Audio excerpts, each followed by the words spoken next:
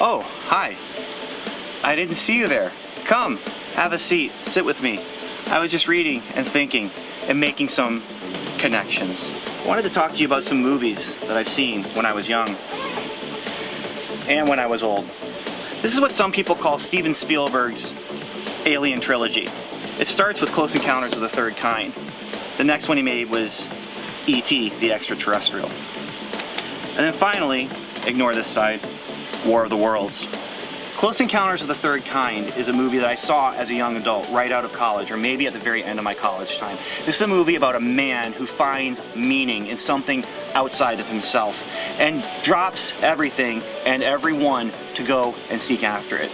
Now, there's some problem stuff as far as the family things go, but this movie connected with me as a young person, as a young man getting ready to move out, get married, and start doing things for God.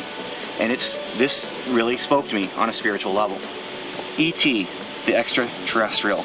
This is a movie that I saw as a young child, and it hit me at just the right time, especially when you consider I was the age of Elliot, or just younger than him. And this is about a young man who is just on the cusp of adolescence. And this one also really, really spoke to me. It's about imagination, it's about growing up, it's about what it means to be a kid and what it means to enter into the adult world.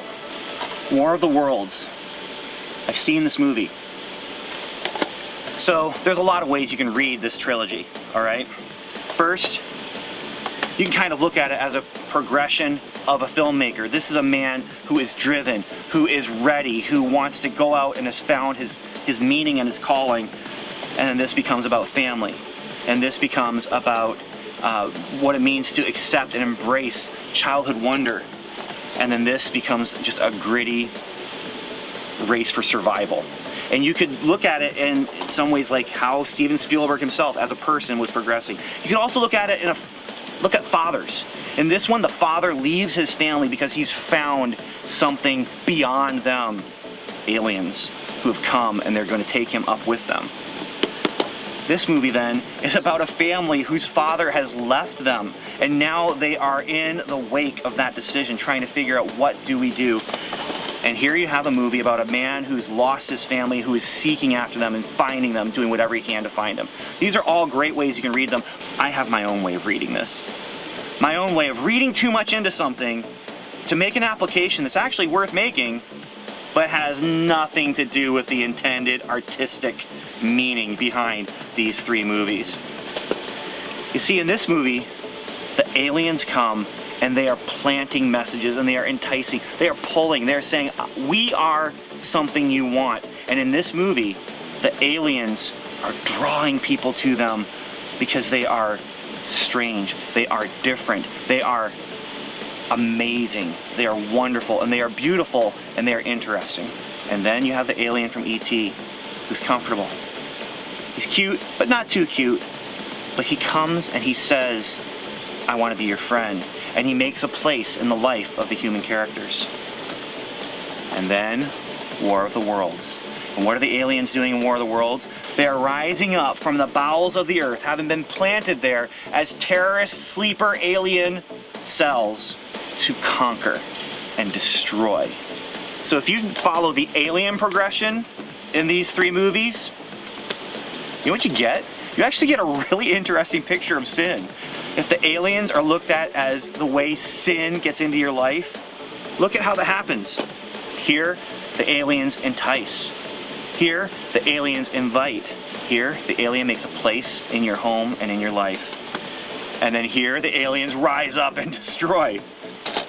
James actually has a verse that follows my weak progression of sin. Now James, brother of Jesus, wrote this.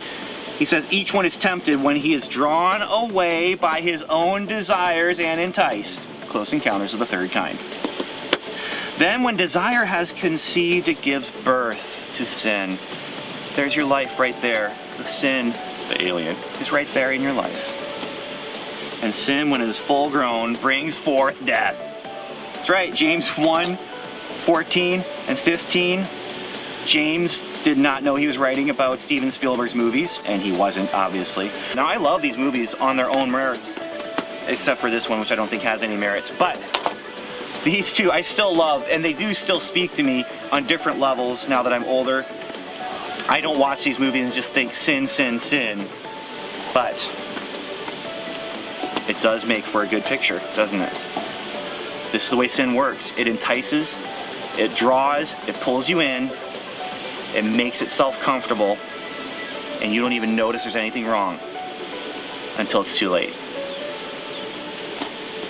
And that's my weak connection for today. Thanks for joining me. You can go now. I'm gonna sit here and read some more and make some more weak connections.